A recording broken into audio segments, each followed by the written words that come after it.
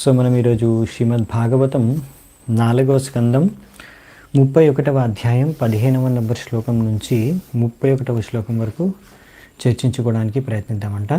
So దీంతో actually 4వ స్కందం ముగుస్తుంది. సో లాస్ట్ అధ్యాయం, లాస్ట్ పార్ట్. సో మంగళాచరణ చేసుకొని స్టార్ట్ చేద్దామంట. ఓం అజ్ఞానతిమిరాంధస్య జ్ఞానాంజనాశలాకయా చక్షురున్మిలితం येन తస్మై శ్రీగురవే నమః. శ్రీచైతన్యమనోభీష్టం స్థాపితం येन భూతలే స్వయం రూపః కదా మహ్యం దదాతి స్వపదాంతికం. వందేహం శ్రీగురూన్ శ్రీయుతాపదకమలం శ్రీగురూన్ వైష్ణవాంశ్చ శ్రీరూపం సాగ్రజాతం సహగణరఘునాథాన్వితాం తం సజీవం సాద్వైతం సావధూతం పరిజనసహితం కృష్ణచైతన్యదేవం శ్రీరాధా కృష్ణపాదాన్ సహగణలలితా శ్రీవిశాఖాన్వితాంశ్చ. నమా ఓం విష్ణుపాదాయ కృష్ణప్రేష్టాయ భూతలే శ్రీమతే భక్తివేదాంత స్వామినితే నామినే. నమస్తే సారస్వతే దేవే గౌరవాణి ప్రచారిణే నిర్విశేష శూన్యవాది పాశ్చాత్యదేశతారిణే. నమో మహావదన్యాయ కృష్ణ ప్రేమ ప్రదాయతే కృష్ణాయ కృష్ణ చైతన్య నామినే గౌరత్విషే నమః. హే కృష్ణ కరుణా సింధు దీనబంధు జగత్పతే గోపేశ గోపికా కాంత రాధాకాంత నమోస్తుతే. తప్త కాంచన గౌరాంగి రాధే బృందావనేశ్వరి వృషభానుసుతే దేవి ప్రణమామి హరిప్రియే.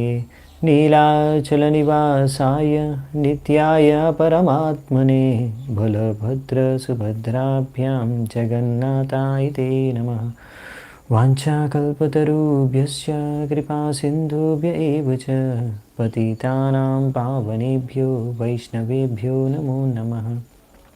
జయ శ్రీకృష్ణ చైతన్య ప్రభు నిత్యానంద శ్రీ అద్వైత గదాధర శ్రీవాసాది గౌరభక్తవృంద. హరే కృష్ణ కృష్ణ కృష్ణ హరే హరే హరే రామ రామ రామ హరే హరే. హరే కృష్ణ. సో నారదముని ప్రచేతసులకి నిర్దేశాలు ఇస్తున్నారు, సూచనలు ఇస్తున్నారు. ముఖ్యంగా భక్తి అనేది అన్నిటికన్నా ముఖ్యమైనది. మీరు ఏం చేసినా సరే జీవితంలో భక్తి చేయకపోతే మీ జీవితం వ్యర్థం అనే విషయాన్ని సూటిగా ఇప్పుడు నారదముని ప్రచేతసులకు చెప్తున్నారనమాట. సో కంక్లూజన్, భక్తి అనేది ఇంపార్టెంట్ అనే విషయాన్ని ఇక్కడ నారదముని ప్రచేతసులకి ఎన్నో శ్లోకాలు తెలియజేస్తున్నారు. సో ఈరోజు కూడా అదే కాన్సెప్ట్ థీమ్ని కంటిన్యూ చేస్తున్నాను.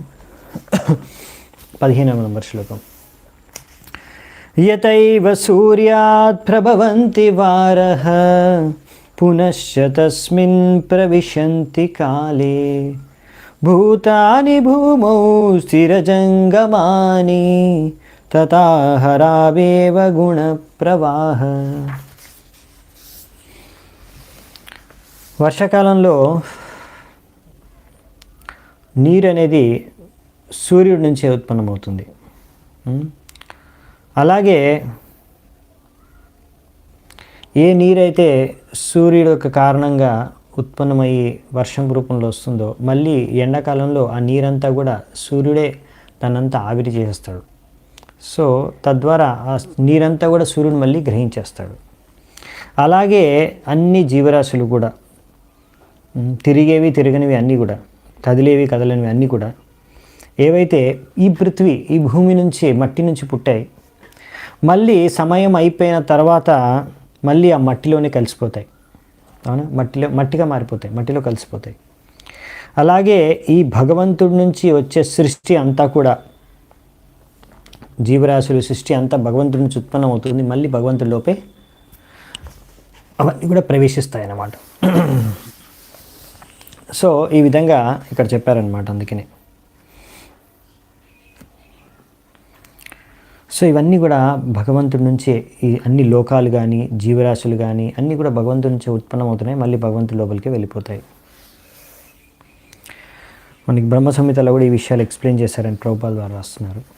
యస్య ప్రభా ప్రభవతో జగదండకోటి కోటిశ్వశేషవసుధాది విభూతి భిన్నం తద్బ్రహ్మ నిష్కలమనంతమశేషభూతం గోవిందమాధిపురుషం తమహం భజామి. సో భగవంతుడి యొక్క శరీరం నుంచి ఎన్నో ప్రకాశవంతమైన కిరణాలు వస్తాయి. ఆ యొక్క బ్రహ్మ జ్యోతిలోనే ఎన్నో రకాల ప్రాణులు ఉంటాయి. అవునా? మత్స్థాని సర్వభూతాన్ని. సో భగవంతుడి సర్వభూతాన్ని అంటే ఈ యొక్క భగవంతుడు ప్రతి ఒక్కరి హృదయంలో ఉంటారు. ఇంకా ఆయన శక్తి ద్వారా ప్రతి ఒక్క దగ్గర వ్యాపించి ఉంటారు. సో ఇక్కడ అందుకనే ఈ విషయాలు చెప్తున్నారనమాట. అన్నీ భగవంతుడి నుంచే ఉత్పన్నమవుతాయి, మళ్ళీ అన్నీ భగవంతుడిలోకి కలిసిపోతాయి.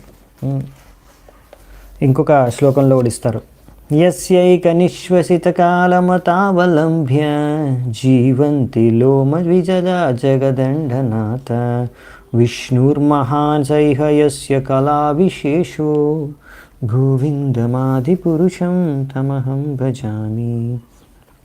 సో మొత్తం సృష్టి అంతా భగవంతుడి నుంచి ఉత్పన్నమైన తర్వాత, అది ప్రళయం అయిపోయిన తర్వాత, ధ్వంసం అయిపోయిన తర్వాత అంతా కూడా మళ్ళీ తిరిగి మహావిష్ణువు లోపలికి ప్రవేశిస్తుంది. అన్నీ కూడా మహావిష్ణువు ఎప్పుడైతే శ్వాస వదులుతాడో అప్పుడు అన్నీ ఎన్నో బ్రహ్మాండాలు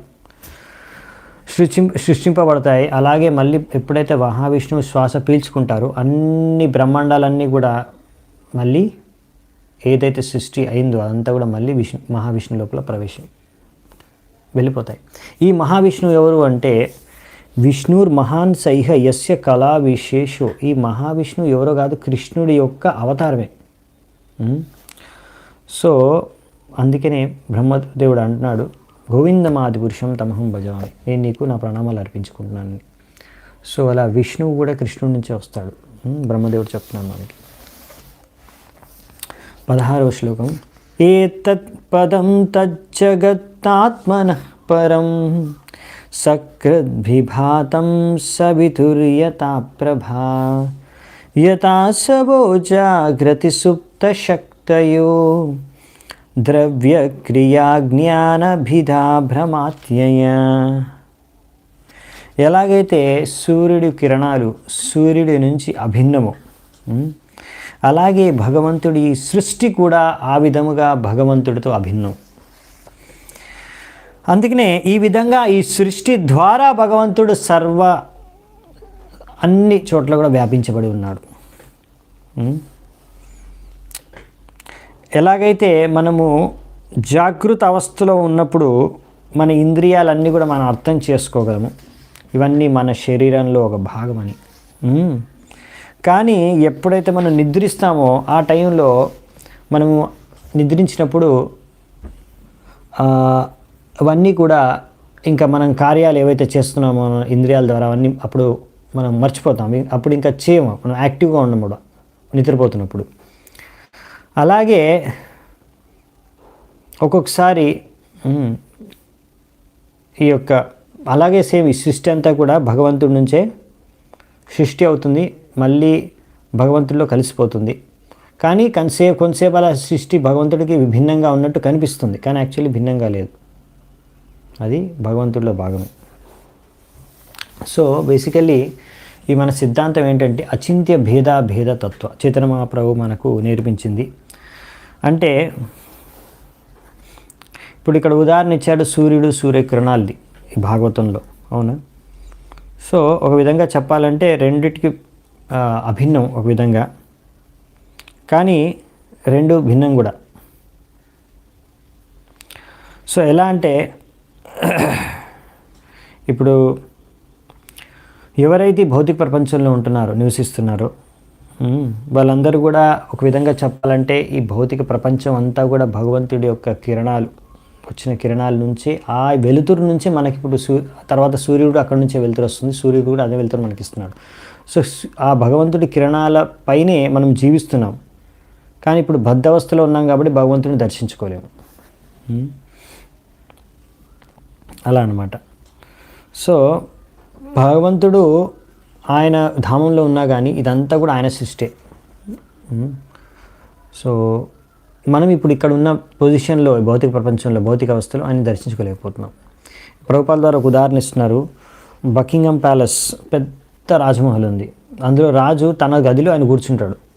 కానీ ప్రతి గది కూడా ఆ రాజమహల్లో ఉన్న ప్రతి గది కూడా ఆయన సంపత్తే, ఆయన సొంతమే, ఆయనే దానికి అధిపతి.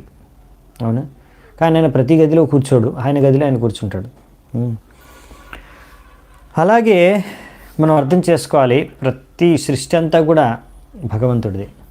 సృష్టి మొత్తం అంతా కూడా భగవంతుడి అధ్యక్షతలోనే నడుస్తుంది. సో ఈ విషయాన్ని ఇక్కడ తెలియజేస్తున్నారు అన్నమాట.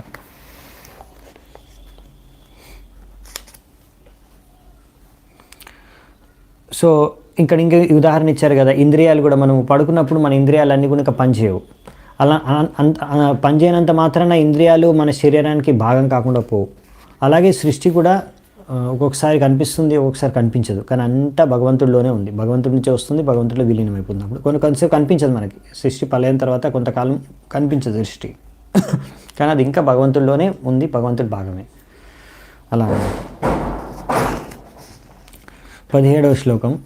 యథా నభస్య వ్రతమః ప్రకాశ భవంతి భూపాన భవంత్యనుక్రమాత్ ఏవం పరే బ్రహ్మని శక్తయస్త్వము రజస్తమస్సత్వమితి ప్రవాహ. సో ఇక్కడ ఏం చెప్తానంటే, ఓ పరిచేతులారా, రాజులారా, ఒక్కొక్కసారి ఆకాశంలో మబ్బులు కనిపిస్తాయి, ఒక్కొక్కసారి అంధకారం, ఒక్కొక్కసారి వెలుతురు.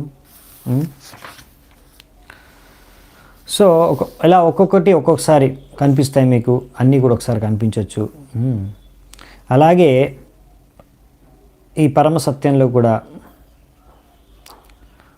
రజోగుణము, అంధకారము, సత్వగుణము ఇవన్నీ కూడా భగవంతుడి శక్తులే, వివిధ శక్తులే భగవంతుడి నుంచే ఉత్పన్నమవుతున్నాయి. అవి కూడా ఒక్కొక్కసారి కనిపిస్తాయి, ఒక్కొక్కసారి కనిపించవు, ఒక్కొక్కసారి కనిపిస్తాయి. సో ఇదన్నమాట పాయింట్. ఏంటంటే ఇప్పుడు అంధకారం కానీ, అజ్ఞానం కానీ, లేకపోతే సత్వ రజ తమో గుణాలన్నీ కూడా భగవంతుడి నుంచే ఉత్పన్నమవుతున్నాయి. కాబట్టి ఇవి ఎప్పుడు భగవంతుడిని కూడా ఏమాత్రం ప్రభావితం చేయలేవు, లేకపోతే మోహితం చేయలేవు. ఎలాగైతే సూర్యుడు ఉన్నాడు, సూర్యుడు ఎల్లప్పుడూ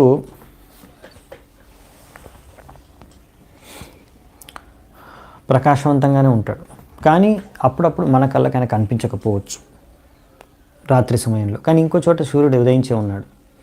లేకపోతే సూర్యుడు ఉన్నప్పుడు కూడా మనం ఒక్కసారి చూడలేము మబ్బుల కారణంగా.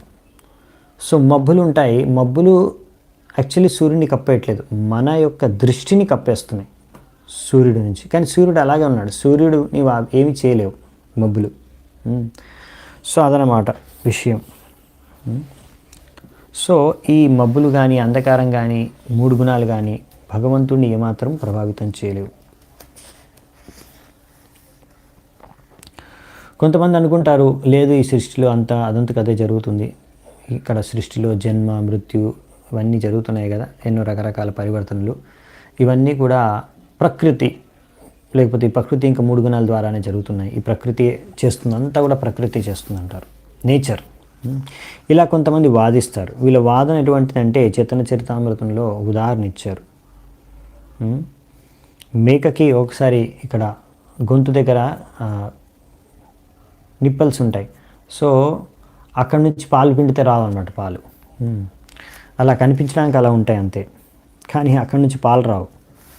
అలాగే ఇలాంటి వ్యక్తులు ఎవరైతే ప్రకృతి అంతా చేస్తుంది అనుకోవడం, వాళ్ళు అలాంటి భ్రమలో జీవిస్తున్నారన్నమాట. మీకు ప్రకృతి చేస్తున్నట్టు కనిపిస్తుంది, కానీ ప్రకృతి ఎవరి అధ్యక్షతలో పనిచేస్తుంది, ప్రకృతిని అలా చేయించే విధంగా ఎవరు చేస్తున్నారు, ప్రకృతి ఎందుకు అలా చేస్తుంది? సో మూల కారణం ప్రకృతి కాదు, మూల కారణం వచ్చేసి భగవంతుడు. భగవంతుడు యొక్క అధ్యక్షతలో, కృష్ణుడు అందుకే భగవద్గీతలో చెప్తారు, మయధ్యక్షేణ ప్రకృతి సూయతే సచరాచరం. ఈ ప్రకృతి ప్రతి కదలిక కూడా నా అధ్యక్షతలోనే నడుస్తుంది. ఇందులో ఎన్నో ప్రాణులు ఉన్నాయి, చరాచర కదిలేవి కదలనివి అన్నీ కూడా నా అధ్యక్షతలోనే నడుస్తున్నాయి ప్రకృతిలో. సో ఇంకొక ఉదాహరణ ఇస్తారు ప్రభుపాదుల వారు. ఎలాగైతే ఎవరైతే కుంభరులు మట్టి పాత్రలు తయారు చేస్తారు కదా, సో మట్టి పాత్రలు తయారు చేసే వ్యక్తి అక్కడ ఒక చక్రం తిరుగుతూ ఉంటుంది, దానిపైన మట్టి పెట్టి అతను ఒక స్కిల్ ఉంటుంది, అతను చేసే విధానం ఉంటుంది, దాని ప్రకారం మట్టికి అతను ఒక షేప్ ఇస్తాడు, వీల్ తిరుగుతూ ఉంటుంది, అప్పుడు ఆ మట్టి నుంచి ఒక కుండ తయారవుతుంది. సో ఇప్పుడు ఎవరైనా అన్నారనుకోండి, ఈ మట్టే కారణం ఈ మట్టి కుండ అవ్వడానికి, ఇంకెవ్వరూ కారణం లేదు అంటే అది మూర్ఖత్వం. అసలైన కారణం ఎవరు? మట్టి ద్వారానే కుండ తయారవుతుంది, కానీ ఆ కుండ అదంతకదే తయారవ్వలేదు. మట్టి తయారు చేయలేదు దాన్ని, మట్టి నుంచి అదంతకదే రాలేదు. మట్టి ఎంతో కాలం నుంచి అలా పడుంది, అంత మట్టి అంత కుండల్లో ఎందుకు మారట్లేదు? సో ఒక వ్యక్తి, ఎవరైతే వ్యక్తి తయారు చేస్తున్నాడో కుండలు, ఆ వ్యక్తి ఆ మట్టిని ఉపయోగించుకొని కుండలు తయారు చేస్తాడు. సో అసలైన వ్యక్తి మూల కారణం ఏంటంటే ఆ వ్యక్తి కుండలు తయారు చేసింది, ఆ చక్రమో లేకపోతే ఆ మట్టో కాదు. సో ఆ విషయాన్ని మనం అర్థం చేసుకోవాలన్నమాట. అలాగే భగవంతుడు మూల కారణం అన్నిటికీ. తేనైకమాత్మానమశేషదేహినాం కాలం ప్రధానం పురుషం పరేశం స్వతేజసాధ్వష్టగుణ ప్రవాహం ఆత్మైక భావేన భజధ్వమద్ధా. ఎందుకంటే సర్వకారణ కారణం ఎవరు అంటే భగవంతుడు. ఆయనే పరమాత్మ, ప్రతి ఒక్క జీవాత్మలో పరమాత్మ ఆయనే. ఇంకా ఆయనే మూల కారణం అన్నిటికీ. కానీ ఈయన అన్ని భౌతిక ఈ యొక్క ప్రకృతికి దూరంగా అతీతంగా ఉంటారు. సో డైరెక్ట్గా ప్రకృతితో ఆయన ఇంటరాక్ట్ అవ్వరు. అందుకని మీరు అందరూ కూడా ఈ యొక్క భగవంతుడిని ఆరాధించుకోవాలి. మీ యొక్క క్వాలిటీ, నేచర్, మీరు ఆధ్యాత్మికం, భగవంతుడుగా ఆధ్యాత్మికం, స్పిరిచువల్, ఇద్దరు కూడా స్పిరిచువల్. అందుకని మీరు ఈ భౌతిక ప్రపంచంలో దీంతో ఎక్కువగా సాంగత్యం పెంచుకోకుండా భగవంతుడిని ఆరాధించుకోవాలి. తద్వారా మీరు ఎప్పుడు భగవంతుడిని చింతించుకోవాలి, భక్తి చేసుకోవాలి భగవంతుడికి అని చెప్తున్నారనమాట నారదముని. సో వేదిక లెక్కల ప్రకారం సృష్టికి 3 కారణాలు ఉన్నాయి. ఒకటి కాలం, సమయం, కాలం, ఇంకొకటి పదార్థాలు, ఇంకొకటి సృష్టికర్త. అవునా? ఈ 3ని కలిసి త్రితయాత్మక అని అంటారు. తో కానీ అందరికీ సర్వకారణ కారణం మాత్రం కృష్ణుడే. అవునా? కృష్ణుడు ఆ మహావిష్ణువు రూపంలో ఉన్నప్పుడు ఆ మహావిష్ణువు రూపంలో ఆయన ఒక దృష్టి సారిస్తాడు. ఆ దృష్టిలో నుంచి అన్ని రకాల జీవరాశులు, కాలము, సమయం, ఇంకా కర్మ, ఇవన్నీ కూడా ఈ యొక్క ప్రకృతి గర్భంలోకి ప్రవేశిస్తాయి. తద్వారా సృష్టి జరుగుతుంది. సో కాలానుసారంగా అన్నీ జరుగుతూ ఉంటాయి కాలం ప్రకారం. సో కాలం కూడా ఒక ముఖ్యమైన కారణం, టైం. ఇంకా సృష్టికి కావాల్సిన ఇంగ్రీడియంట్స్, పదార్థాలు అవన్నీ కూడా ఇంకా సృష్టికర్త భగవంతుడు.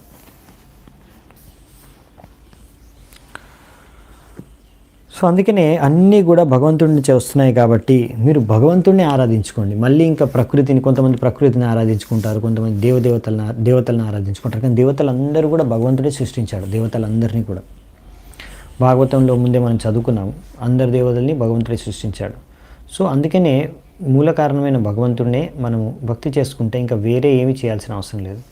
మళ్ళీ ఇక్కడ రాశారు, కృష్ణ భక్తి కైలే సర్వకర్మ కృత హోయ్. భగవంతుడు శ్రీకృష్ణుడిని మనం ఆరాధించుకుంటే సరిపోతుంది. ఇంకా అన్నీ అయిపోయినట్టే, అన్ని కర్మలు చేసుకున్నట్టే, అన్ని పూజలు అయిపోయినట్టే, అన్ని రకాల పుణ్యకార్యాలు చేసినట్టే. ఇంకా వేరే ఏం అవసరం లేదు చేయాల్సింది. దయయా సర్వభూతేషు సంతుష్ట్యా యేన కేన వా సర్వేంద్రియోపశాంత్యా చ తుష్యత్యాశు జనార్దన. సో ఈ విధంగా జీవరాశులందరికీ కృప ప్రసాదించడానికి, బై షోయింగ్ మర్సీ, ఈ విధంగా జీవరాశులందరికీ కృప ప్రసాదించి, ఇంకా మీరు ఈ యొక్క ఇంద్రియాల్ని నిగ్రహించుకొని, ఇంద్రియ భోగవృత్తిని నియంత్రించుకొని సంతుష్టిగా ఉంటే అప్పుడు మీరు ఎంతో త్వరగా జనార్దనుడు ఆయన భగవంతుడు పరమేశ్వరుడిని మీరు సంతృప్తి పరచవచ్చు. ఎందుకంటే భగవంతుడిని సంతృప్తిపరచడమే జీవిత ఉద్దేశం. సో భగవంతుడిని ఎలా సంతృప్తిపరచదని చాలా సింపుల్గా చెప్పారు ఇక్కడ. ఏంటంటే ఇంద్రియాలని నియంత్రించుకో, ఇంద్రియాలని భోగించడం తగ్గించుకో, నియంత్రించుకో. ఇంకా అన్ని జీవరాశుల పట్ల నువ్వు కరుణ, దయ చూపించు. సో ఇంద్రియాలని నిగ్రహించుకోవడం మీకు అర్థమైపోయింది. మరి ఇంకా అన్ని జీవరాశుల పట్ల ఎలా దయ చూపించగలం, ఒకేసారి అన్ని జీవరాశుల పట్ల ఎలా దయ చూపించగలం అనే విషయాన్ని ఇక్కడ ప్రభుపాదుల వారు స్పష్టంగా రాస్తున్నారు. అసలైన దయ, అసలైన కృప ఇంకొకరి పట్ల చూపించడం, అసలైన మేలు చేయడం ఇంకొకరికంటే ఏది? కృష్ణ చైతన్యాన్ని ప్రచారం చేయడం, ఆ వ్యక్తికి కృష్ణుణ్ణి, కృష్ణ భక్తిని ప్రసాదించడం. ఇంతకన్నా గొప్ప సహాయం, గొప్ప దయ, కరుణ మీరు ఎవరిపైనా కూడా జగత్తులో చూపించలేరు. సో అందుకనే కృష్ణ భావనామృతం ప్రచారం చేయడం చాలా ముఖ్యం. సో మీరు ఒకవేళ ఇలా కృష్ణ భావనామృతాన్ని ప్రచారం చేయాలనుకుంటున్నారనుకోండి, పృథ్వీ అంతా కూడా, అప్పుడు భక్తులు దానికి ముందు వాళ్ళు సంతుష్టిగా ఉండాలి. భౌతికంగా వాళ్ళకి ఎన్నో కోరికలు ఉన్నాయి, ఎన్నో ఆకాంక్షలు ఉన్నాయి. ఇంకా ఆ కోరిక, ఈ కోరిక, ఇది కావాలి, అది కావాలని చాలా కోరికలతో ముందే ఫిల్ అయిపోయి ఉందనుకోండి బ్రెయిన్. అప్పుడు మరి మీరు ఇంకా భగవంతుడి ప్రచార కార్యక్రమం గురించి అంతగా ఆలోచించలేరు. ప్రచారం చేయడానికి మీకు ఆసక్తి కూడా రాదు. ఎందుకంటే మీకు ఆల్రెడీ ఎన్నో వేరే ఆసక్తులు ఉన్నాయి. ఇంకా చాలా ఎన్నో వేరే అన్ని ఆసక్తులు, ఆకాంక్షలు పూర్తి చేసుకోవాలి కదా. సో మీ మెదడంతా దానిపైనే పనిచేస్తుంది.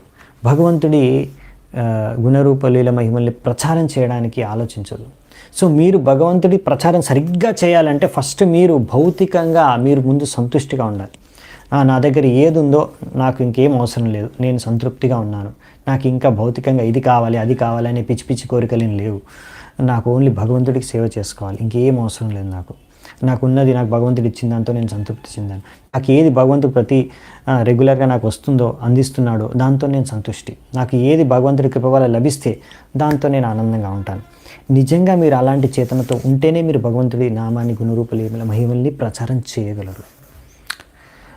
మీరే మాకు ఇంకా అది కావాలి, ఇది కావాలని మనసులో పెట్టుకుంటే ప్రచారం జరగదు, చేయలేరు.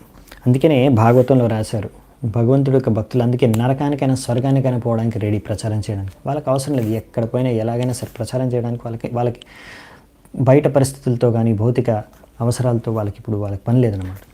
నారాయణ పరాసర్వే నకుతశ్చన బిభ్యతి స్వర్గాపవర్గ నరకేష్వపి తుల్యార్థదర్శిన. స్వర్గం నరకం అన్నీ ఒకటే మనకి. భక్తులకి స్వర్గం నరకం కూడా ఒకటే, శివుడు పార్వతికి చెప్తున్నారు. సో ఈ వైష్ణవులకి మెయిన్ ఏంటంటే భగవంతుడి సేవ, భగవంతుడి భక్తి, భగవంతుడి ప్రచారం. అంతే. ఎక్కడికి వెళ్ళినా వాళ్ళు భయపడరు, స్వర్గం నరకం అని భయపడరు. వాళ్ళు ఎక్కడైనా వెళ్ళిపోతారు, ప్రచారం చేస్తారు. సో ఇది వైష్ణవులు అంటే. చూడండి, ప్రభుపాల్ వారు రాస్తున్నారు, ఒకవేళ నరకానికి వెళ్ళి నరకంలో ప్రచారం చేస్తున్నా కానీ ఎ ప్యూరిటీ రిమైన్స్ ఎ ప్యూర్. ఈ శుద్ధ భక్తుడు శుద్ధంగానే ఉంటాడు. అతను నరకానికి వెళ్ళినా కానీ ప్రచారం చేయడానికి, ఆయన నరకంలో వెళ్ళినా కానీ శుద్ధంగానే ఉంటాడంట. ఎందుకు? By his constant association. ఎందుకంటే ఆయన ఎప్పుడు భగవత్ చేతంతో నిండి ఉంటాడు, ఎప్పుడు భగవంతుడితో సాంగత్యంలో ఉన్నాడని, ఎప్పుడు భగవత్ నామం జపిస్తున్నాడు, లేకపోతే భగవంతుడి గురించి ప్రచారం చేస్తున్నాడు, భగవంతుడి గురించి చింతిస్తున్నాడు. సో ఎప్పుడు భగవంతుడి గురించి వింటున్నాడు, లేకపోతే ఎప్పుడు భగవంతుడిని హృదయంలో ధరించి ఉన్నాడు కనుక, ఆయన ఎప్పుడు భగవంతుడి సాంగత్యంతో ఉన్నాడు కనుక ఆయన ఎప్పుడు శుద్ధంగానే ఉంటాడు, నరకానికి వెళ్ళి ప్రచారం చేసినా కానీ. మరి మీరు ఈ స్థాయికి ఎలా వెళ్ళగలరు? నేను ఆ స్థాయికి ఎలా చేరుకోగలను? చాలా సింపుల్. అందుకే ఇక్కడ చెప్పారు, ఇంద్రియాల్ని నిగ్రహించుకోవడం నేర్చుకోవాలి. ఇది ఫస్ట్ స్టెప్. ఇంద్రియాల్ని కనుక మీరు నిగ్రహించుకోలేకపోతే మీరు నెక్స్ట్ స్టెప్ చేయలేరు. అందుకనే ఇంద్రియాల్ని నిగ్రహించుకోవాలి. ఇంద్రియాలను ఎలా నిగ్రహించుకోవాలి? సో ఇంద్రియాలని ఎలా నిగ్రహించుకోవాలంటే మన ఇంద్రియాలు మనస్సుని భగవంతుడి సేవలో వినియోగించాలి. ఇది ఎలా అంటే ప్రాసెస్ చాలా ఈజీ అనమాట, చాలా సింపుల్. ఫస్ట్ మీకు ఇంట్రెస్ట్ లేదు, అంటే మీరు అంత సహజంగా స్వాభావికంగా భగవంతుడికి భక్తి చేయడానికి, భగవంతుడికి సేవ చేయడానికి మీకు కోరికలు లేవు, మనసు లేదు, ఆసక్తి లేదు, ఏం లేదు, ఏదో కొద్దిగా ఉంది, అందుకే వచ్చారు భక్తిలోకి. సో మనం ఇప్పుడు ఏం చేయాలంటే, మనకి ఇష్టం ఉన్నా ఇష్టం లేకున్నా కానీ మనమే బలవంతంగా భగవంతుడికి సేవ చేసుకోవడానికి ఇప్పుడు మన మనస్సుని తయారు చేయాలి. మన మనస్సుకు చెప్పాలి, మనసు వినకున్నా కానీ హరినామాన్ని చెయ్యి, హరినామ ప్రచారం చెయ్యి, భగవంతుడికి ఏ విధంగా వీలైతే ఆ విధంగా సేవ చెయ్యి అని మనమే ఇప్పుడు వాలంటరీగా ప్రయత్నించాలి. ఆ విధంగా అలాగా మనం ప్రయత్నించి మన ఇంద్రియాలని, మనస్సుని భగవంతుడి సేవలో యుక్తపరిస్తే అవి శుద్ధమవుతాయి. అవి శుద్ధమయ్యి తర్వాత మెల్లిగా మనం అలా రిషికేన సేవనం, భగవంతుడి సేవలో ఇంద్రియాల, మనస్సు యుక్తమైనప్పుడు అవి నియంత్రణలోకి వస్తాయి. అప్పటి వరకు నియంత్రణలోకి రావు. సో అలా ఒకసారి నియంత్రణలోకి వచ్చిన తర్వాత అప్పుడు మనస్సు, ఇంద్రియాలు సహజంగా స్వాభావికంగా భగవంతుడిలో సేవ చేయడానికి ఆసక్తి పెరిగిపోతుంది. రుచి మీరు చూడగలరు భగవంతుడి భక్తిలో, సేవలో. సో ఆ విధంగా భగవంతుడి భక్తి సేవ తర్వాత నిరంతరం స్వర్గంకి వెళ్ళినా నరకంకి వెళ్ళినా చేసుకోవచ్చు. ఆ స్టేజ్కి చేరుకుంటారు. కానీ ముందు సెన్స్ కంట్రోల్ అనమాట, ఇంద్రియాల్ని, మనస్సుని నిగ్రహించుకోవడం నేర్చుకోవాలి. సో ఫస్ట్ మన సాధనా స్థాయిలో అదే మనం చేసే ప్రయత్నం. 20వ శ్లోకం. అపహత సకలైషనామలాత్మని అవిరతం ఏధిత భావనోపహూతః నిజజనవశగత్వమాత్మనోయం నసరతి చిద్రవత్ అక్షరసతాం హి. సో ఈ విధంగా సంపూర్ణంగా అన్ని రకాల భౌతిక కోరికలన్నీ నుంచి కూడా ముక్తులైపోయారు. ఆ విధంగా భక్తులు భౌతిక కోరికల నుంచి అన్నిటి నుంచి ముక్తులైపోయి వాళ్ళు సంపూర్ణంగా ఇంకా భౌతిక ఆలోచనలు, అటువంటి మనోకల్పిత విచారాల నుంచి ముక్తులైపోతారు. ఇంకా మనస్సు అనేది కలుషితం నుంచి శుద్ధమైపోతుంది. మనస్సు ఇంకా అన్ని రకాల కల్మషాల నుంచి ముక్తమైపోయింది. సో ఆ సమయంలో వాళ్ళు ఎల్లప్పుడూ నిరంతరం భగవంతుడి గురించి చింతించగలరు. ఇంకా భగవంతుడికి ఎంతో ప్రేమపూర్వకంగా వాళ్ళు ప్రార్థనలు చేసుకోగలరు, లేకపోతే వాళ్ళు సేవ చేసుకోగలరు.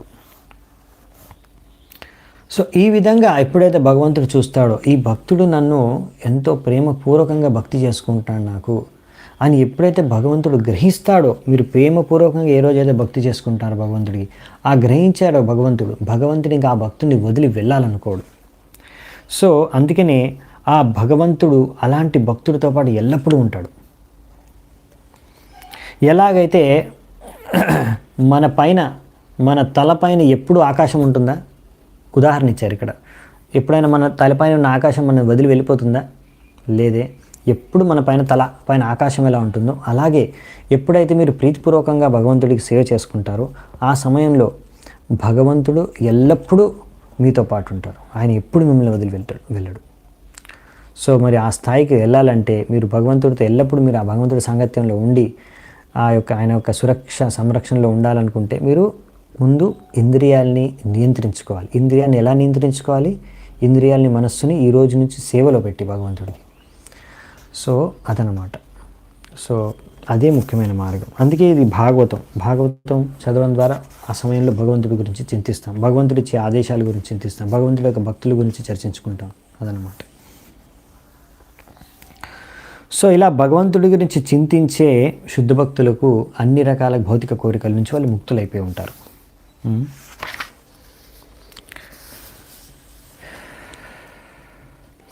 సో ఇలా మనం భౌతిక కోరికల నుంచి ఎప్పుడైతే ముక్తులవుతామో అప్పుడే భగవంతుడి గురించి నిరంతరంగా చింతించుకోగలం. చైతన్య మహాప్రభు ప్రార్థన చేస్తారు కదా, అయినందతనుజ కింకరం పతితాం మాం విషమే భవాంబుదౌ కృపయా తవ పాద పంకజ స్థితధులి సదృశం విచింతయ. అవునా, నేను ఏదో కారణంగా ఈ భౌతిక ప్రపంచంలోకి పడిపోయాను, పతిత జీవాత్మను, నన్ను దయచేసి ఈ భౌతిక ప్రపంచాన్ని నుంచి బయటకు తీసి మీ యొక్క పాదపద్మాల పైన ఒక ధూళిగా నన్ను పెట్టుకోండి అని. అలాగే నరోత్తమ్ దాస్ ఠాకూర్ కూడా ప్రార్థన ఉంది ఇక్కడ. ఆహా ప్రభు నందసుత వృషభాను సుతయుత కరుణాకరో ఏ భార నరోత్తమ దాస్ కహే నతెలిహ రంగా పాయే తుమ బిన కే ఆచే ఆమార్. సో నరోత్తమ్ దాస్ ఏమంటారు, ఆహా ప్రభు నందసుత అంటే మీరు నందసుత, వృషభానుసుతయుత అంటే మీరు రాధాకృష్ణుడు. నందసుత అంటే కృష్ణుడు, వృషభానుసుత అంటే రాధారాణి యుత. వాళ్ళిద్దరు, ఇప్పుడు మీ ఇద్దరు రాధాకృష్ణులు ఇద్దరు నా పైన కరుణ చూపించండి మీరిద్దరూ కూడా. కరుణ కొరహో ఏ భార్, నా పైన ఒకసారి కరుణ చూపించండి. నరోత్తమ దాసుకో హే, నరోత్తమ దాస్ నేను అంటున్నాను. ఏం చెప్తున్నాను, నతే లిహ రంగ పాయే తుమ బిన కే ఆచే తుమార్. నన్ను మీరు ఇలా తన్నేసి వదిలేయకండి, ఎందుకంటే మీరు తప్ప నాకు ఇంకా ఎవరు లేరు. తోమా బినా కే ఆచే అమార్, మీరు తప్ప నాకు ఇంకా ఎవరు లేరు. ఈ విధంగా ఎప్పుడైతే భక్తుడు సంపూర్ణంగా భగవంతుడికి శరణాగతుడైపోయి భగవంతుడిపైన డిపెండ్ అయిపోయి ఉంటారో, ఆ సమయంలో భగవంతుడు కూడా అలాంటి భక్తుడిని వదిలి వెళ్ళాలని కూడా ఆ భగవంతుడు కూడా అలాంటి భక్తుడి పైన ఆధారపడి ఉండాలనుకుంటారు. సో ఎలాగైతే కృష్ణుడు యశోదామాత మీద ఆధారపడి ఉన్నారు. సో అలా ప్రభుపాల్ ద్వారా రాస్తున్నారు. అందుకనే ఒక్కొక్కసారి ఒక రాజు జోకర్ని ఎంప్లాయ్ చేస్తారు. అలా జోక్స్ చేసి ఆ జోకరు రాజుని నవ్విస్తాడు. అప్పుడప్పుడు అలా రాజుని నవ్విస్తూ రాజు పైన కూడా జోక్స్ చేస్తూ ఉంటాడు. రాజు దాన్ని కూడా ఆస్వాదిస్తూ నవ్వుతూ జోకర్తో ఉంటాడనమాట. సో అలా భగవంతుడు కూడా భక్తులు ఎప్పుడు ఆయన పైన సంపూర్ణంగా ఆధారపడి సంపూర్ణంగా సర్వస్వం భగవంతుడే అని జీవిస్తారు. అప్పుడు భగవంతుడు కూడా వాళ్ళని ఎప్పుడు వదిలిపెట్టి వెళ్ళాడు. భగవంతుడు లాంటి భక్తుల్ని పైన ఆధారపడి వాళ్ళతో ఆదాన ప్రదానం చేస్తారనమాట. యశోదమాత ఎలా అయితే చేశారు. న భజతి కుమనీషీనాం స ఇచ్ఛాం హరిరధనాత్మధన ప్రియో రసజ్ఞ శ్రుతధనకులకర్మణాం మధైర్యే విదధతి పాపం అకించనేషు సత్సు. సో ఇక్కడ ఏం చెప్తున్నారంటే భగవంతుడు ఇలా ఎవరైతే అకించన భక్తులు ఉంటారో, అంటే ఏమాత్రం వాళ్ళ దగ్గర ఏమీ భౌతికంగా వాళ్ళ దగ్గర ఏం లేదు, వాళ్ళు అన్ని భౌతికంగా ఏం లేదంటే వాళ్ళు ఏ భౌతిక విషయాలపైన ఆధారపడి లేరు, వస్తువులపైన ఆధారపడలేరు. వాళ్ళందరూ కూడా భక్తిలోనే సంపూర్ణంగా ఆనందంగా ఉన్నారు. అంటే భౌతిక వస్తువులు ఉన్నాయని వాళ్ళ ఆనందం లేదు వాళ్ళకి. నా దగ్గర పెద్ద గాడి బంగ్లా ఉంది, పెద్ద ఇంత డబ్బు ఉంది కాబట్టి నేను చాలా ఆనందంగా కాదు. వాళ్ళ ఆనందం ఏంటంటే ఓన్లీ భక్తి. వాళ్ళు ఉన్నా లేకున్నా వాళ్ళకి సంబంధం లేదు. వాళ్ళకి భౌతిక వస్తువుల విషయాల పట్ల వాళ్ళకి ఏం ఆసక్తి లేదు, దాని నుంచి వాళ్ళ ఆనందం పొందడం లేదు. వాళ్ళు ఓన్లీ భక్తి చేసుకొని వాళ్ళు ఆనందం పడుతున్నారే. అలాంటి భక్తులు భగవంతుడికి చాలా ప్రియం. ఇలాంటి భక్తులు చేసుకునే భక్తి కార్యాల ద్వారా భగవంతుడు చాలా ఆనందపడతాడు, చాలా ఆస్వాదిస్తాడు వాళ్ళ భక్తిని. మీకు అర్థమవుతుందని చెప్పే విషయం చాలా ఇంపార్టెంట్ ఇది. నమో కించన విత్తాయ. సో భగవంతుడు ఇలా ఎవరికైతే ఏమీ లేదు అంటే వాళ్ళ ఏమి ఉన్నా లేదు అంటే పాయింట్ ఏంటంటే ఇక్కడ వీటన్నిటిపైన వాళ్ళు ఆధారపడలేరు, వీటి వలన వాళ్ళు భక్తి చేసుకోవట్లేదు.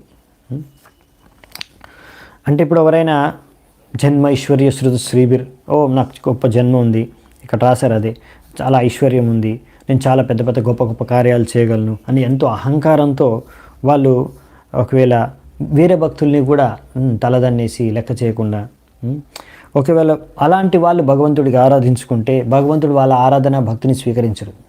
వాళ్ళు ఏం అర్పించినా భగవంతుడు స్వీకరించరు. సో మెయిన్ ఏంటంటే భావన.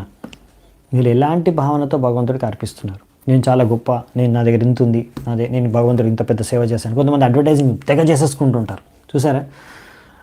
మీకు తెలుసా నేనే అది డొనేషన్ ఇచ్చాను అక్కడ మందిరంలో, మీకు తెలుసా నేనే అది చేసింది, మీకు తెలుసా అదే, అలా ప్రతి ఒక్కరికి అడ్వర్టైజింగ్ చేసుకుంటారు అనమాట. సో అలా అడ్వర్టైజింగ్ చేసుకొని బతకూడదు అనమాట. సో అంటే వాళ్ళకు ఖ్యాతి కావాలి, నేనే చేశాను, నేనెంత గొప్ప భక్తుడిని, అందరికీ తెలవాలన్నమాట నేను ఎంత గొప్ప భక్తుడినో. సో ఇలాంటి భావనతో సేవ చేస్తే భగవంతుడికి సంతృప్తి చెందదు. చాలామంది భక్తులు నేను చూసాము, వాళ్ళు డొనేషన్ చేస్తారు, సేవ చేస్తారు, వాళ్ళు ఏం ఆశించరు. ఎందుకు వాళ్ళు చేస్తున్నారు? మరి వాళ్ళు భగవంతుడి సంతృప్తి కోసం చేస్తున్నారు. ఏదో ఆశించి నాకు పెద్ద ఖ్యాతి వస్తుంది, అందరు నన్ను పొగుడుతారు, నేను ఎంత గొప్ప భక్తుడిని అందరికీ తెలుస్తుంది, నేను ఎంత డొనేషన్ ఇచ్చానో అందరికీ తెలుస్తుంది, నా పేరు అక్కడ పెద్దగా రాసి పెడతారు మందిరం పైన అనే ఉద్దేశంతో చేయరు. అలా ఉద్దేశంతో చేసే వాళ్ళ యొక్క భక్తిని భగవంతుడు స్వీకరించడు. ఎవరైతే మీకు అదే లభిస్తుంది. మీకు ఖ్యాతి కావాలా? మీరు భక్తిలో ఏం చేసుకుంటే మీకు ఏది కావాలో అది ఇస్తారు భగవంతుడు. నాకు ఖ్యాతి కావాలి, నేను చాలా ఫేమస్ అవ్వాలి, అంతే. అందరికీ తెలవాలి నేను ఎంత డొనేషన్ ఇచ్చానో, ఎంత సేవ చేశానో, ఎంత పెద్ద పెద్ద సేవలు చేస్తానో అందరికీ తెలవాలి అనే ఉద్దేశంతో మీరు చేశారనుకోండి, తప్పకుండా జరుగుతుంది. అందరికీ తెలుస్తుంది మీరు ఎంత గొప్ప సేవ చేశారు, ఎంత పెద్ద సేవ చేశారు. కానీ భగవంతుడు సంతృప్తి చెందరు. సో మీరు భక్తిలో ప్రగతి సాధించలేరు. అది ముఖ్యమైన విషయం. ఒకవేళ మీరు భగవంతుడి సంతృప్తి కోసమే చేయాలనుకుంటున్నాను, సో భగవంతుడి సంతృప్తి కోసం చేయండి. మీకు ఆ ఖ్యాతి రావచ్చు, రాకపోవచ్చు, అందరికీ తెలవకపోవచ్చు, దాంతో మనకు సంబంధం లేదు. ఎవరు చూశారు, ఎవరు చూడలేదు, ఎవరికి తెలిసింది, ఎవరికి తెలియలేదు నేను చేసిన గొప్ప భక్తి అవసరం లేదు మనకి. భగవంతుడు చూస్తున్నాడు, భగవంతుడి కోసం చేస్తున్నాం, భగవంతుడిని సంతృప్తిపరచడానికి చేస్తున్నాం, భగవంతుడి సంతృప్తి చెందుతాడు, అంతే. మనకి ఇంకేం అవసరం లేదు అనే ఉద్దేశంతోనే భగవంతుడి సంతృప్తి కోసం మాత్రమే మనం భగవంతుడికి భక్తి చేసుకోవాలి. ఇంకా వేరే ఏ భౌతిక కోరికలో పూజ, లాభ, ప్రతిష్టం, ఏదో లాభం ఆశించి నన్ను అందరూ పూజించాలి, ఎంతో గొప్ప, నా గొప్పతనం అందరూ తెలిసి నన్ను అందరిని జై జై నాకు అనాలి అనే ఉద్దేశంతో కాదు మనం భక్తి చేయాల్సింది, సేవ చేయాల్సింది. లేకుంటే ఏదో ప్రతిష్ట, నేను అదొక ప్రతిష్ట అంటే ప్రెస్టీజ్ ఇష్యూ. కొంతమంది ఒక్కొక్కసారి అలా చేస్తుంటారు భక్తి, లేకపోతే కార్యాలు, సేవలు, అదొక ప్రెస్టీజ్ అనమాట. అతను అంత ఇచ్చాడా, అతను అంత చేశాడా, నేను ఇంత చేస్తాను, అతనికన్నా నా ప్రెస్టీజ్ ప్రకారం అతనికన్నా ఎక్కువ నేను చేయాలి, అతను ఇంత పెద్దగా ఫెస్టివల్ చేశాడా, నేను దానికన్నా పెద్దగా ఫెస్టివల్ చేయాలి, అతను ఇంత ఖర్చు చేశాడా, నేను దానికన్నా ఎక్కువ ఖర్చు చేయాలి. ఇలా ఆలోచించి భక్తి చేసుకొని సేవ చేసుకునేది ఇది లో స్టాండర్డ్ అనమాట. సో మనం భగవంతుడి సంతృప్తి కోసం చేయాలి. So pure devotee is one who feels it does not possess anything material. శుద్ధ భక్తుడు అంటే ఇది, నా దగ్గర భౌతికంగా ఏమీ లేదు అని అనుకునేవాడు, ఉన్నా లేకున్నా. ఎందుకంటే ఆయన దాని మీద ఆధారపడి ఉండట్లేదు, దానివల్ల అతనికి ఆనందం పొందట్లేదు. సో అందుకనే మనము జాగ్రత్తగా ఉండాలన్నమాట. సో ఇంకా ఇలాంటి అహంకారంతో మనం ఎవరైనా మంచి భక్తులు, శుద్ధ భక్తుల్ని ఒకవేళ అపరాధం చేసామనుకోండి, వారి పట్ల మనల్ని భగవంతుడు ఎప్పుడు క్షమించడు. ఎప్పుడైతే దుర్వాసుముని అంబరీష్ మహారాజుని పట్ల అపరాధం చేశాడు, అప్పుడు ఏం జరిగింది? దుర్వాసుమునిని వెంబడించింది ఎవరు? సుదర్శన చక్రం. దుర్వాసుముని తాను రక్షించుకోవడం కోసం సుదర్శన చక్రం నుంచి విష్ణు దగ్గరికి వెళ్ళి అడిగితే కూడా విష్ణు అన్నాడు, నేనేం చేయలేను ఈ విషయంలో, నేను నిన్ను రక్షించలేను సుదర్శన చక్రం నుంచి. నిన్ను సుదర్శన చక్రం ఎప్పుడు వదిలేస్తుందంటే నువ్వు వెళ్ళి అంబరీష్ మహారాజ్ కాళ్ళ మీద పడి ఆయన క్షమాపణ అడుగు, ఆయన క్షమిస్తేనే సుదర్శన చక్రం నిన్ను వదిలేస్తుంది, లేకపోతే నిన్ను ఎవ్వరూ కాపాడలేరు. సో ఇదే అనమాట, మీరు భక్తుల పట్ల అపరాధం చేస్తే, వారిని అవమానిస్తే, లేకపోతే వాళ్ళని ద్వేషిస్తే, వారి పట్ల ఏ రకమైన వాళ్ళని ఇన్సల్ట్ చేసినా, సో వాళ్ళని ఏమైనా మాటలన్నా, ఇంకా వారి అగెయిన్స్ట్గా ఏమైనా చర్యలు చేసినా, సో మీరు వెళ్ళి వారికి క్షమాపణ కోరుకుంటే, వాళ్ళు క్షమిస్తే అప్పుడే మీ అపరాధం అది తొలగిపోతుందన్నమాట. లేకపోతే మిమ్మల్ని భగవంతుడు ఎప్పుడు స్వీకరించడు. అందుకనే మనం నిజంగా ముక్తి పొందాలి, భక్తిలో ఉన్నతి సాధించాలి, భగవంతుడికి మనం భగవద్ధామానికి వెళ్ళాలి అంటే మనము జాగ్రత్తగా ఉండాలి. ఎప్పుడూ శుద్ధ భక్తుల పట్ల అపరాధాలు చేయకూడదు.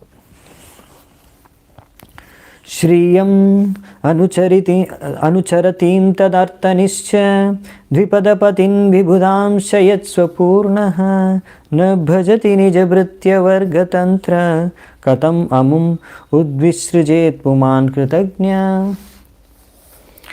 సో ఇక్కడ ఏం చెప్తున్నారంటే, భగవంతుడు ఆయన ఆత్మారాము, ఆయన సంతృప్తి ఎప్పుడు ఆయన సంతృప్తి ఎవరు పరచాల్సిన అవసరం, ఆయన ఎప్పుడు సంతృప్తి చెందే ఉంటారు. అయినా కానీ అలా భగవంతుడు అప్పుడప్పుడు భక్తుల మీద ఆధారపడి ఉన్నట్టు ఆయన వివరిస్తాడు. ఆయన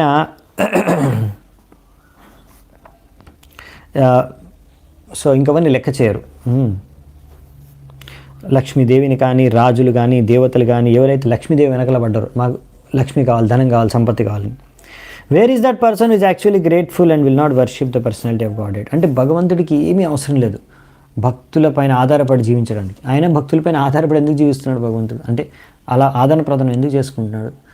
భక్తుల్ని అలా పెద్ద పెద్ద వేరే గొప్ప గొప్ప దేవి దేవతలను కూడా లెక్క చేయట్లేదు దానికోసం. శుద్ధ భక్తులు అంటే ఫస్ట్ ప్రయారిటీ భగవంతుడికి శుద్ధ భక్తులు. అటువంటి శుద్ధ భక్తుల కోసం భగవంతుడు ఏదైనా చేయడానికి రెడీ అనమాట.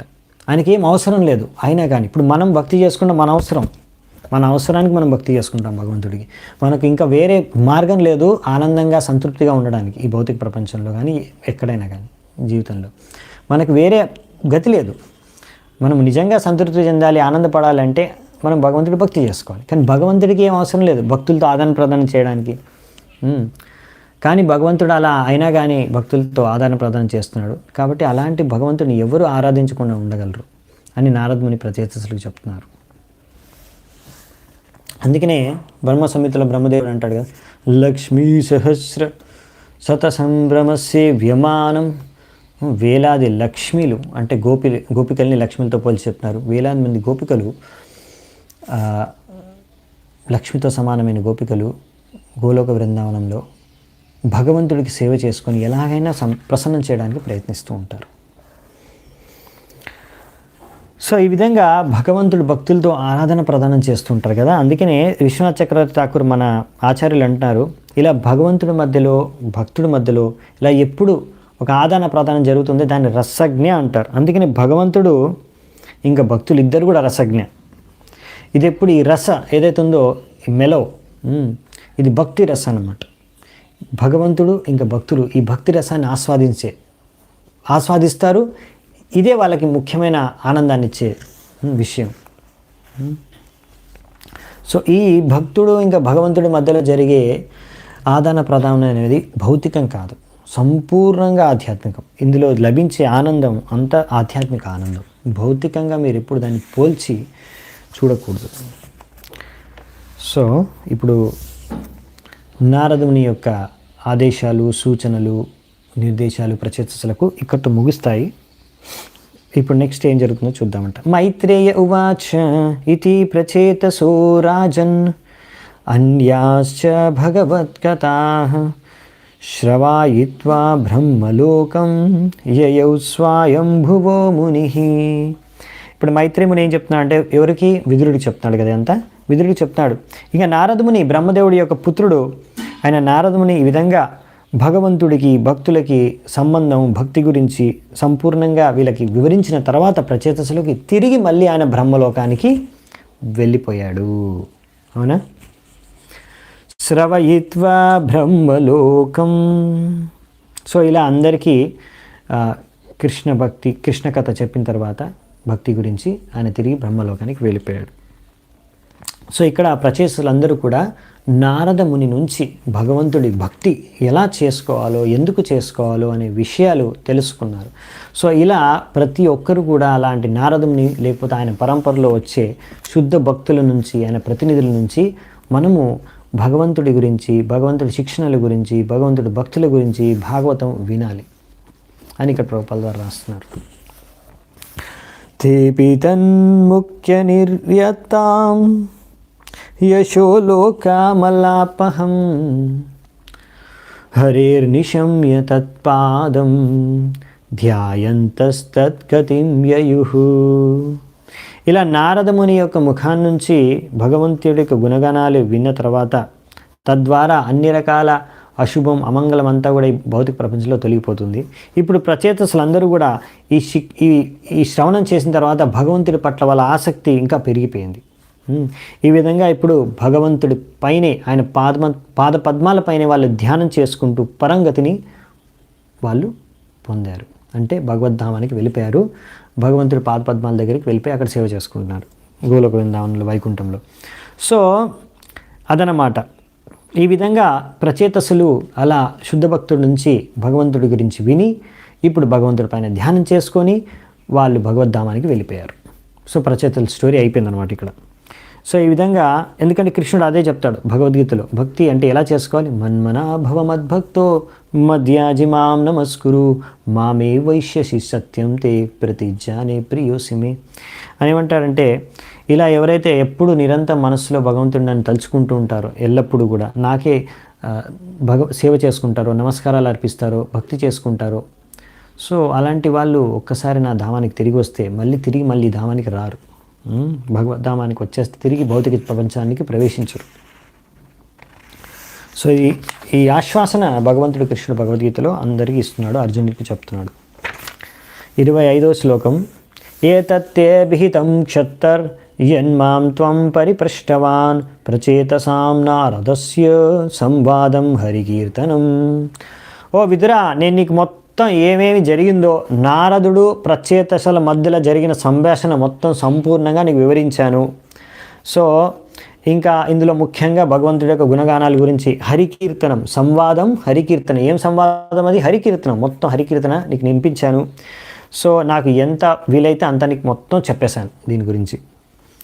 సో ఈ విధంగా శ్రీమద్ భాగవతం అంటే ఏముంది? శ్రీమద్ భాగవతం అంటే భక్తులు ఇంకా భగవంతుడు యొక్క వాళ్ళిద్దరి మధ్యలో జరిగే లీల, ఆదాన ప్రదాన సంబంధం, గుణగానం, శిక్షణలు, కీర్తనలు, మహిమలు, ఇవే మొత్తం భాగవతం అంతా ఉండేది. భగవంతుడు ఇంకా భక్తుల మధ్య జరిగే లీల. సో ఇప్పుడు ప్రచేతసుల యొక్క గురించి మొత్తం వివరించేసాను, ఇంకా ముగిసింది అని చెప్తున్నాడు. ఇప్పుడు నారదముని విదురుడికి ఇప్పుడు మైత్రేయ ముని సంభాషణ ఇక్కడ ముగుస్తుంది భాగవతంలో. ఇప్పటి వరకు మనం ఇదే చర్చించుకుంటున్నాము. సో ఇది ఎవరు ఎక్స్ప్లెయిన్ చేస్తున్నారు? ఎవరికి? శుకదేవ్ గోస్వామి పరీక్షిత్ మహారాజ్కి. సో ఇప్పుడు శుకదేవ్ గోస్వామి దగ్గరకు వస్తాం. శ్రీ శుక ఉవాచ యయేష ఉత్తానపదో మానవస్యానువర్ణితః వంశ ప్రియవ్రతస్యాపి నిబోధా నృపసత్తమా. ఇప్పుడు శుకదేవ్ గోస్వామి పరీక్షిత్ మహారాజ్కి ఏం చెప్తున్నాడంటే, నేను నీకు ఇప్పుడు స్వయంభూమని యొక్క పుత్రుడైన ఉత్తానపాద యొక్క వంశం మొత్తం చరిత్ర చెప్పేశాను, అవునా? ఇప్పుడు నేను ఇంకొక పుత్రుడైన ప్రియవ్రతుడి యొక్క వంశ చరిత్రం ఇప్పుడు నేను నీకు చెప్పబోతున్నాను, సరిగ్గా శ్రద్ధగా విను అని చెప్తున్నారు. సో ఇప్పుడు వరకు మనం చర్చించుకున్న అన్ని రాజులు, భక్తులు చరిత్ర అంతా కూడా ఉత్తానపాద నుంచి ధ్రువ మహారాజు నుంచి తర్వాత అలా మనం అన్నీ చెప్పుకుంటూ ప్రచేతసులు దక్ష వరకు చర్చించుకున్నాం అన్నమాట. ఇప్పుడు మనం నెక్స్ట్ శుకదేవ్ గోస్వామి పరీక్షిత్ మహారాజు చెప్పేది ఎవరి గురించి? ప్రియవ్రత, ఇంకొక రాజు, ఇంకొక కుమారుడు స్వయంభూమునికి. సో యో నారదాదాత్మ విద్యాం అధిగమ్య పునర్మహీం భుక్త్వా విభజ్య పుత్రేభ్య ఐశ్వరం సమగాత్పదం. ఈ విధంగా ముందు ప్రియవ్రతుడికి నారదముని శిక్షణలు పొందాడు. నారదముని యొక్క శిక్షణలు పొందిన తర్వాత కూడా ఆయన ఈ యొక్క రాజ్యాన్ని, పృథ్వీని పరిపాలించాడు. ఎవరు? ప్రియవ్రత. ఈ విధంగా సంపూర్ణంగా భౌతికంగా అన్ని విషయ వస్తువుల్ని భోగించిన తర్వాత అంత సంపత్తిని కూడా ఆయన తన కొడుకుల మధ్య, కుమారుల మధ్య విభజించి ఇచ్చేశాడు వాళ్ళకి. దాని తర్వాత ఆయన కూడా భగవద్ధామానికి తిరిగి వెళ్ళిపోయాడంట. సో సంక్షిప్తంగా ఒక శ్లోకంలో చెప్పేశారు. ప్రియవ్రత మహారాజు నారదముని నుంచి శిక్షణలు పొందాడు. దాని తర్వాత ఆయన రాజ్యాన్ని ఏలాడు. దాని తర్వాత కుమారులకి అంతా రాజ్యం అంతా పంచిపెట్టేశారు. తర్వాత అతను భక్తి చేసుకుని భగవంతానికి వెళ్ళిపోయాడు. ఇమాం తు కౌశార వినోపవర్ణితాం క్షట్ట నిశమ్యాజితవాద సత్కతాం ప్రవృద్ధ భావో శ్రుకలాకులో మునేర్ దధార మూర్ధ్న చరణం హృదా హరే. ఓ రాజా, ఈ విధంగా భగవంతుడి యొక్క ఈ దివ్య సందేశాలని విన్న తర్వాత ఇంకా ఆయన భక్తులు ఈ మైత్రేయముని నుంచి భగవంతుడు భక్తులు మధ్యలో జరిగిన దివ్య సంభాషణ సందేశాలు ఇవన్నీ విన్న తర్వాత విదురుడు ఇప్పుడు ఆయనకి భక్తి ప్రేమతో ఆయన కళ్ళల్లో ఆనంద బాష్పాలు వచ్చేసాయంట. అలా ఆనంద బాష్పాలతో అతను వెంటనే ఆయన గురువు, ఆధ్యాత్మిక గురువు అయిన మైత్రేయముని యొక్క కాళ్ళ మీద పడ్డాడంట విదురుడు. తద్వారా ఆయన సంపూర్ణంగా భగవంతుడిని హృదయంలో ధరించి సంపూర్ణంగా ఆయన ధ్యానమంతా భగవంతుడి పైన పెట్టేశారంట విదురుడు. ఇది ఒక గొప్ప భక్తుడి యొక్క లక్షణం అని ప్రభుపాల వారు రాస్తున్నారు. ఈ విధంగా ఎప్పుడైతే భగవంతుడి గురించి వింటారో శుద్ధ భక్తులు, గొప్ప భక్తులు, వాళ్ళు అలా ప్రేమతో ఆనందంతో పొంగి వాళ్ళు మొత్తం ఇలా ఆనంద బాష్పాలతో నిండిపోతాయన్నమాట వాళ్ళ కళ్ళు. ఇంకా అంతేకాకుండా ఇలా వాళ్ళు ఇప్పుడు విదురుడిని చూస్తున్నాం కదా, ఆయన విదురుడి యొక్క కాళ్ళ మీద పడి ఆయన కాళ్ళకు దండం పెట్టుకుంటున్నారు. సో ఇలా మనము ఎప్పుడైతే భగవంతుడి యొక్క శుద్ధ భక్త పాదపద్మాలని స్పర్శిస్తామో అప్పుడే మన జీవితం ధన్యమవుతుందన్నమాట. విదుర ఉవాచ సోయం మధ్య మహాయోగిన్ భవతా కరుణాత్మన దర్శితస్తమసః పారో యత్ర కించన గోహరి. ఇప్పుడు విదురుడు ఏమంటాడంటే, ఓ మైత్రేయుని నువ్వు గొప్ప మహామునివి, గొప్ప భక్తుడివి. నీ యొక్క అసీమ కృప ద్వారా, అంతులేని కృప ద్వారా నాకు ఈ యొక్క అంధకారమైన భౌతిక ప్రపంచం నుంచి ముక్తి మార్గానికి మీ ద్వారా జ్ఞానోదయం కలిగింది. మీరు చూపించిన ఈ మార్గాన్ని నేను అనుసరించి ఎవరైనా సరే ఈ భౌతిక ప్రపంచం నుంచి భగవద్ధామానికి తిరిగి వెళ్ళగలరు అనేసి విదురుడు మైత్రేయునికి చెప్పేస్తున్నాడు. ఇప్పుడు ఫైనల్ అయిపోయిందనమాట విదురుడు మైత్రేయ సంభాషణ. ఇక్కడ శ్రీశుక ఉవాచ ఇత్యానమ్యతమామంత్ర్య విదురో గజ సాహ్వయం స్వానం దిదృక్షు ప్రయాయౌ జ్ఞాతినాం నిర్వృతాశయ. శుకదేవ్ గోస్వామి చెప్తున్నాడు, అలా విదురుడు ఇంకా మైత్రేయునికి ప్రణామాలు అర్పించుకొని ఆయన యొక్క అనుమతి తీసుకొని ఇప్పుడు హస్తినాపుర నగరానికి వెళ్తున్నాడు. అక్కడ ఆయన యొక్క కుటుంబ సభ్యులను చూడడానికి ఆయనకి ఏమాత్రం భౌతిక కోరికలు లేకున్నా కానీ, అంటే ఉద్దేశం ఏంటి, మరి విదురుడికి ఏమాత్రం భౌతిక కోరికలు లేకుంటే మళ్ళీ ఆయన కుటుంబ సభ్యుల్ని చూడడానికి హస్తినాపుర నగరానికి తిరిగి ఎందుకు వెళ్తున్నాడు? ఎందుకు అంటే గొప్ప భక్తుడు, శుద్ధ భక్తుడు, ఆయన తన కుటుంబ సభ్యుల్ని కలవడానికి ఎందుకు వెళ్తాడంటే ఒకటే ఉద్దేశం, వాళ్ళను మాయా మోహితం నుంచి బయటపడేయడానికి. సో మనం చూస్తాము తర్వాత విదురుడు వెళ్ళి ధృతరాష్ట్రుడికి చాలా స్ట్రాంగ్గా బోధించి ధృతరాష్ట్రుడిని ఇంటి నుంచి హస్తినాపురం ఇంకా రాజ్యం నుంచి వానప్రస్థకు వెళ్ళేలా చేస్తారు. సో ఆ విషయాలు మనం ముందే చూసాం భాగవతంలో. సో ఇంకా లాస్ట్ శ్లోకం ఈ అధ్యాయంలో చూద్దాం. ఏతద్య శృణుయాద్ రాజన్ రాజ్ఞాం హర్యర్పితాత్మనాం ఆయుర్ధనం యశస్వస్తి గతిం ఐశ్వర్యమాప్నుయాత్. సో ఓ రాజా, ఇప్పుడు సుఖదేవ్ గోస్వామి పరీక్షిత్ మహారాజుకి చెప్తున్నాడు, ఓ రాజా, ఎవరైనా సరే ఇలా ఏ రాజులైతే భగవంతుడికి సంపూర్ణంగా శరణాగతులయ్యారంటే ఇక్కడ ప్రచేతసుల గురించి చెప్పారు. ఇంకా ఎవరైనా రాజులు ఇలా భక్తులుగా మారి భగవంతుడి సంపూర్ణంగా శరణాగతమయ్యి వాళ్ళు వింటారో, వీళ్ళ కథల్ని ఎవరైతే వింటారో వాళ్ళందరికీ ఏం లాభం జరుగుతుందంటే, ఇప్పుడు మనం ప్రచేతసుల యొక్క కథ విన్నాం, దీనివల్ల మనకు ఫలితం ఏం దొరుకుతుంది, వాళ్ళకి ఏమాత్రం కష్టం లేకుండా ఎంతో వాళ్ళు ఎంతో కాలం జీవిస్తారు. ఇంకా వాళ్ళకి మంచి సంపత్తి, ధన సంపత్తి, ఇంకా ఖ్యాతి, ఇంకా సౌభాగ్యం అంటే గుడ్ ఫార్చ్యూన్, లక్, ఇవన్నీ కూడా లభిస్తాయి. ఇంకా ఫైనల్గా అల్టిమేట్గా వాళ్ళు భగవద్ధామానికి తిరిగి వెళ్ళిపోతారు. సో ఇది అసలైన లాభం. మనం భాగవతం చదవడం వల్ల, వినడం వల్ల, శ్రవణం చేయడం వల్ల, కీర్తించడం వల్ల కలిగే అసలైన ముఖ్యమైన అంతిమ లాభం ఏంటంటే మనం తిరిగి భగవద్ధామానికి వెళ్ళిపోగలం. పరీక్షిత్ మహారాజు ఇలా భాగవతం విని భగవద్ధామానికి తిరిగి వెళ్ళిపోయారు. సో ఇక్కడే ఈ 4వ స్కందం ముగుస్తుంది. మీ అందరికీ చాలా చాలా ధన్యవాదాలు. ఎందుకంటే మీరు అందరూ ఓపికగా ప్రతి క్లాస్లో వచ్చి వింటున్నారు కనుకనే ఈ భాగవతం కంప్లీట్ అవ్వగలిగింది. హరే కృష్ణ. శిల ప్రభుపాదకి జై. అనంతకోటి వైష్ణవ వృందకి జై.